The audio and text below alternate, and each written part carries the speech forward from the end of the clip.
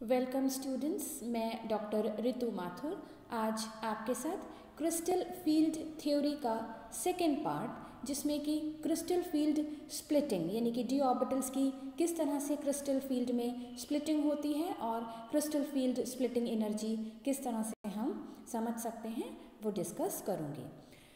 आपको मालूम है कि जो हम कॉम्प्लेक्सेस स्टडी करने वाले हैं वो होंगे ऑक्टाहेड्रल और टेट्राहेड्रल। तो यहाँ हम सबसे पहले ऑक्टाहेड्रल ज्योमेट्री और उस ऑक्टाहेड्रल ज्योमेट्री में यानी कि उस क्रिस्टल फील्ड में डी ऑर्बिटल्स की स्प्लिटिंग किस तरह से होती है और क्यों होती है ये डिस्कस करेंगे।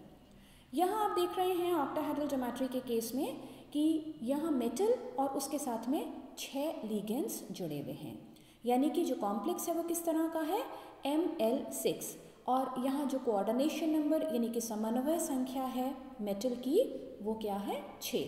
इसका मतलब ये है कि मेटल के चारों तरफ 6 लिगेंड्स लगे हुए हैं और उनकी ज्योमेट्री क्या होगी आप यहाँ देख सकते हैं कि एक मेटल के चारों तरफ 4 लिगेंड्स आपको वर्ग के कोने पर दिख रहे हैं।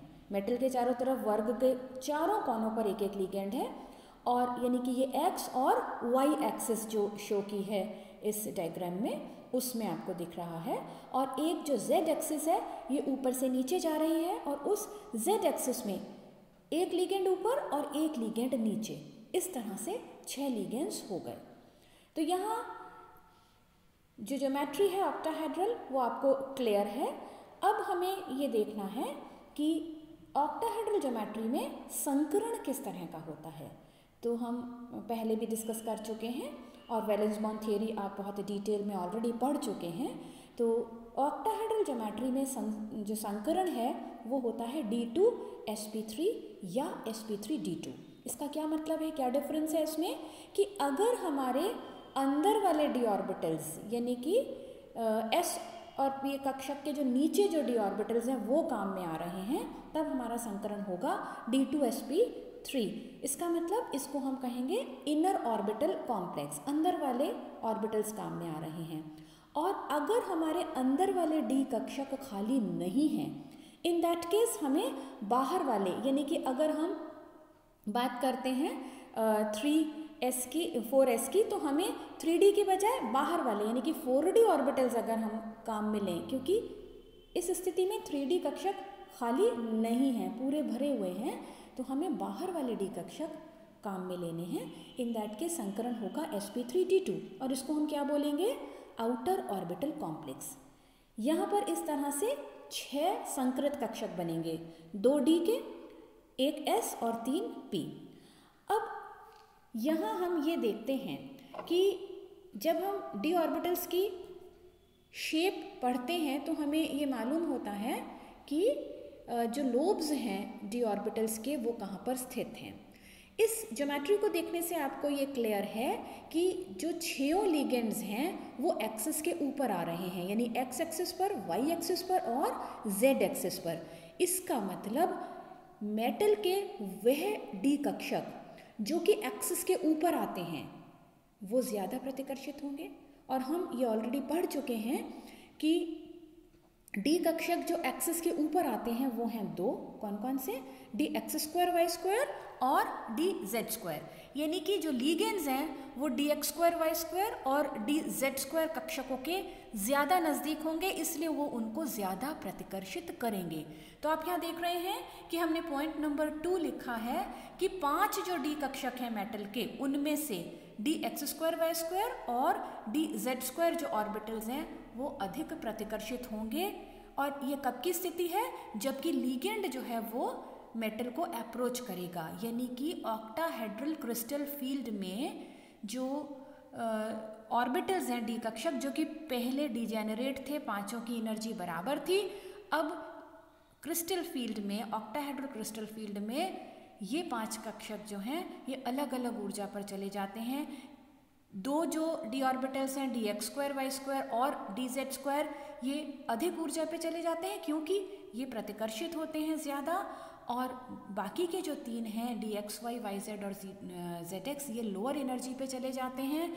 क्योंकि जो टोटल एनर्जी है सिस्टम की वो चेंज नहीं हो सकती। तो हम यहाँ ये देखते हैं कि जितना एनर्जी में increase D X square Y square और डी जेड स्क्वायर का होता है, उतना ही डिक्रीज किसका होता है, D X Y Y Z और डी जेड एक्स का। तो अब हम यहाँ देखते हैं कि जो नीचे कक्षक जा रहे हैं उसमें हर आने वाला इलेक्ट्रॉन कितना एनर्जी लो पे आएगा, 2/5 डेल्टा ओ। ये जो पूरी स्प्लिटिंग है दोनों के बीच में आपको दिख रहा है वो है डेल्टा, और ये कहलाती है क्रिस्टल फील्ड स्प्लिटिंग एनर्जी। और यहाँ जो ओ लिखा है, ओ रिप्रेजेंट्स ऑक्टाहेड्रल ज्योमेट्री। जो नीचे वाले कक्षक हैं 3, उनके आगे लिखा हुआ है T2G। T2 का मतलब होता है ट्रिपली डिजेनरेट, यानी कि 3 जो कक्षक हैं वो बराबर ऊर्जा पर हैं, और ऊपर वाले पर लिखा है EG। ई का मतलब होता है डबली डिजेनरेट, यानी कि जो 2D कक्षक हैं वो समान ऊर्जा पर हैं। और G का क्या मतलब है, G का मतलब होता है जिरेड। जिरेड का मतलब सममित, क्योंकि ऑक्टाहेड्रल ज्योमेट्री जो है वो एक सिमेट्रिकल ज्योमेट्री है, इसलिए हमने यहाँ पर E के साथ और T2 के साथ G को काम में लिया है। तो आप यहाँ देख रहे हैं कि किस तरह से क्रिस्टल फील्ड की स्प्लिटिंग हुई। डेल्टा O आपको रिप्रेजेंट कर रहा है क्रिस्टल फील्ड स्प्लिटिंग को।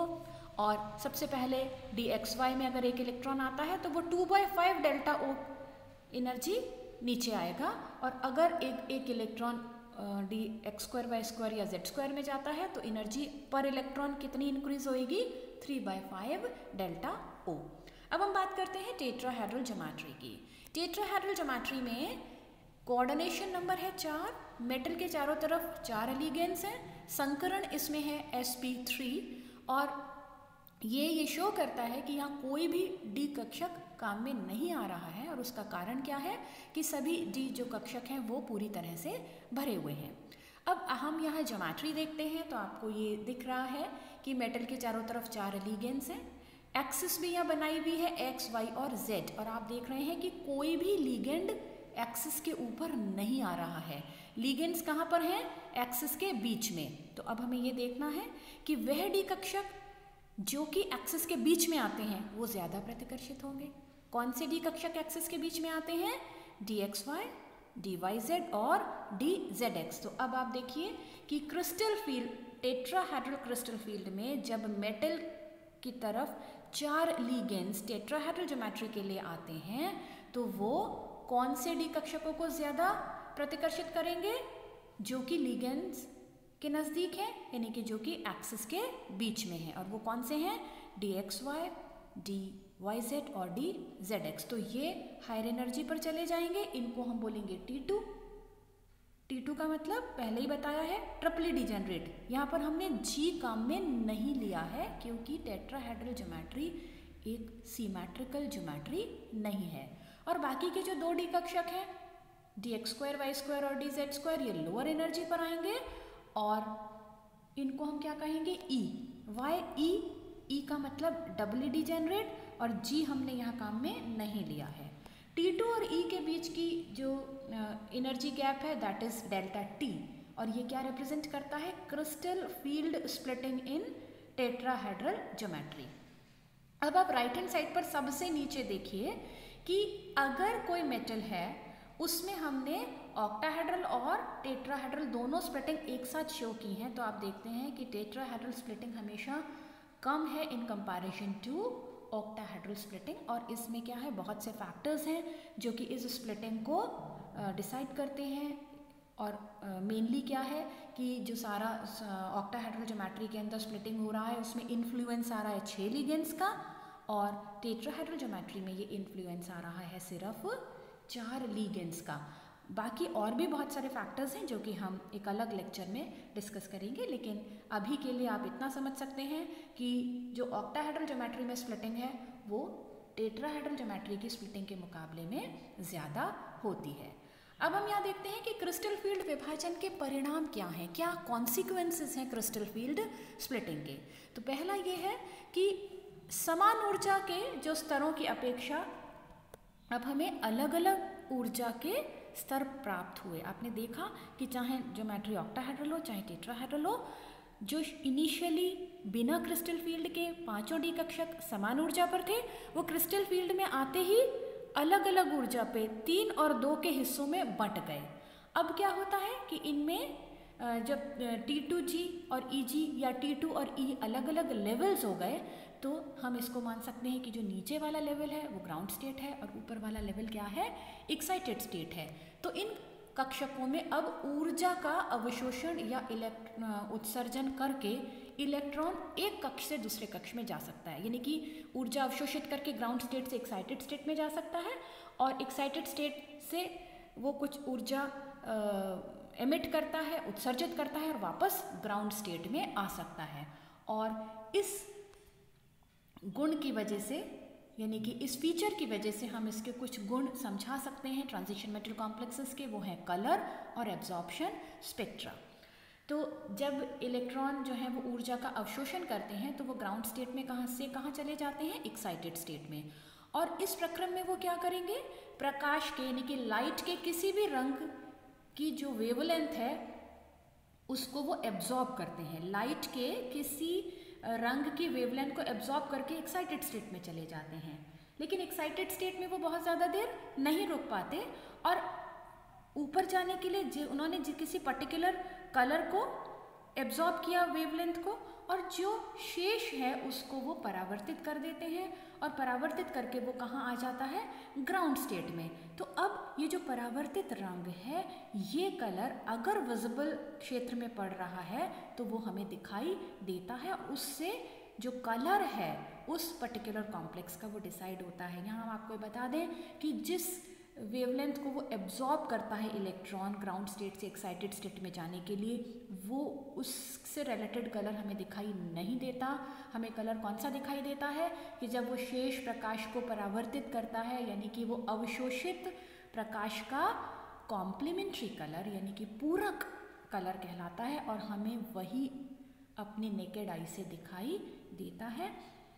तो इस तरह से क्रिस्टल फील्ड स्प्लिटिंग से हम किसी भी कॉम्प्लेक्स का कलर डिसाइड कर सकते हैं और साथ ही उसका एब्जॉर्प्शन स्पेक्ट्रा भी समझ सकते हैं। तो ये क्रिस्टल फील्ड स्प्लिटिंग के बारे में उसकी डिटेल्स थी और उनके कॉन्सिक्वेंसेस थे। Thank you.